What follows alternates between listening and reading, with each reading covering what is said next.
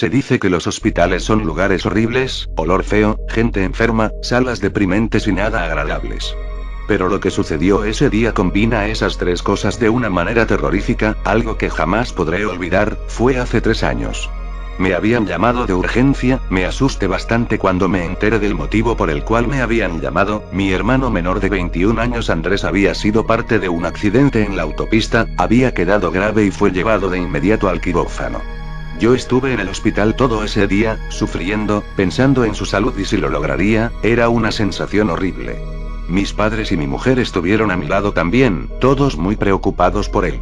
Tras horas sin noticias, el médico salió de urgencias y nos dijo que Andrés estaba fuera de peligro. Fue un alivio para todos nosotros. En un momento difícil son las mejores noticias que se pueden obtener. Tras finalizados los últimos detalles de su cirugía, los médicos llevaron a Andrés a una habitación en terapia intensiva. El sitio era bastante bonito y bien limpio, pero se notaba que era uno de los cuartos viejos.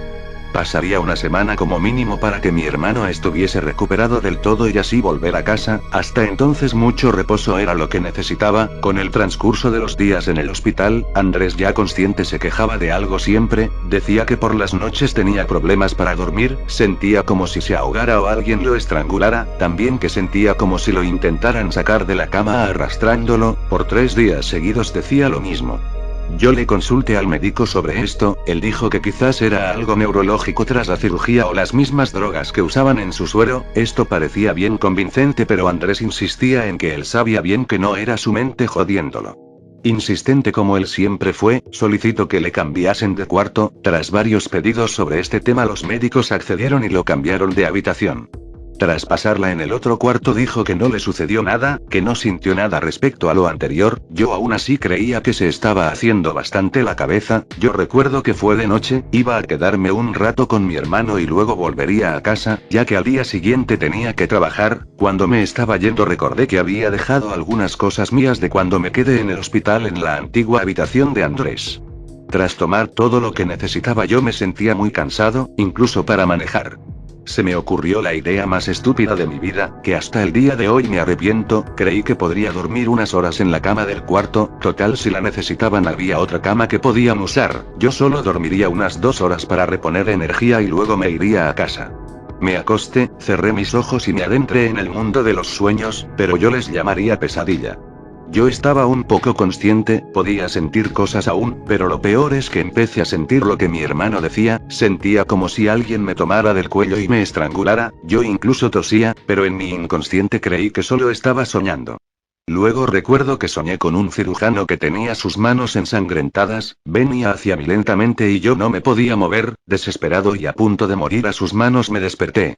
Menudo sueño que había tenido. Me sentía un poco más descansado y ya era hora de irme. Cuando agudicé mis oídos me di cuenta que no escuchaba el ruido del exterior de la habitación, como si todo el hospital estuviese vacío. No le di importancia.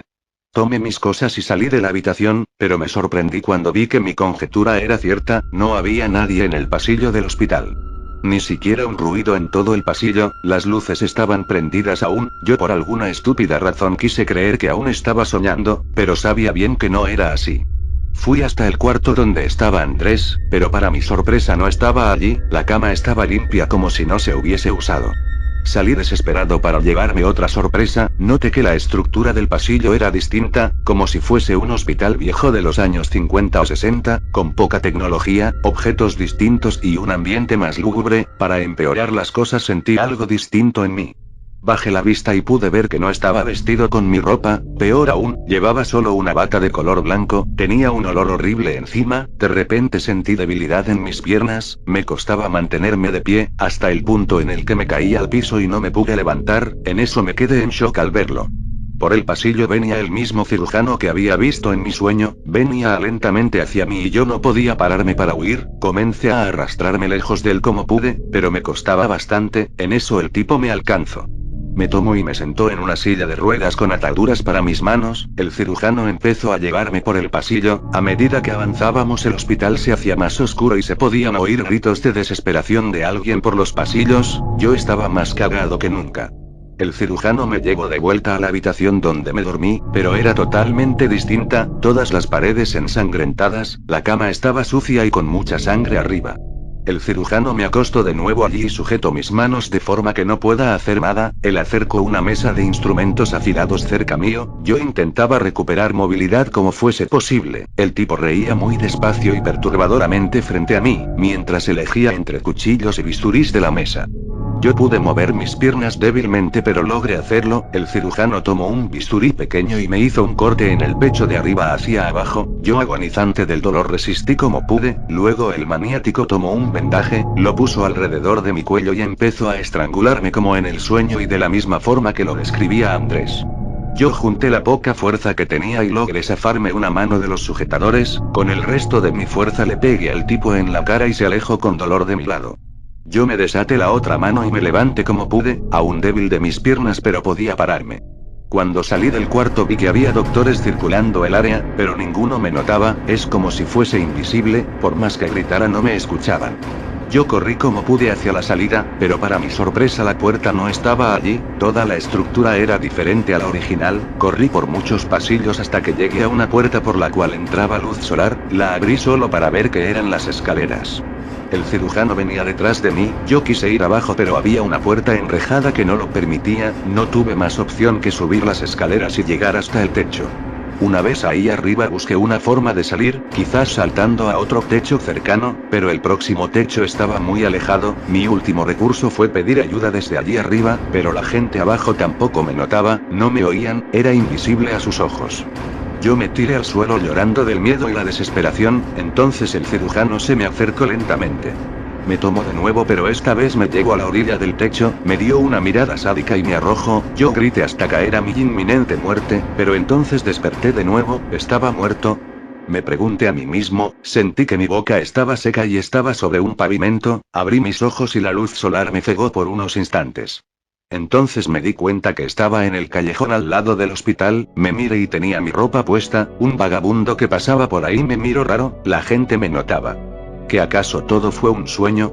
Me dije a mí mismo, pero no era posible. Yo estaba allí tirado como si hubiese caído del techo realmente.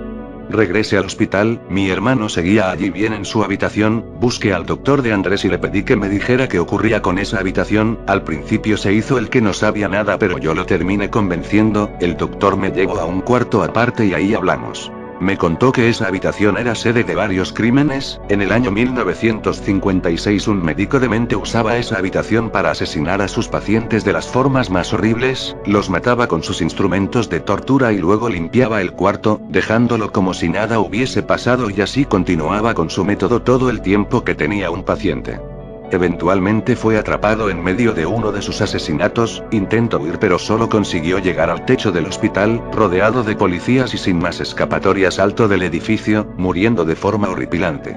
El doctor parecía también preocupado por esto, pero no había nada que se pudiese hacer al respecto. Él me contó que ciertos pacientes que terminan en ese cuarto han tenido muchos ataques de locura y esquizofrenia.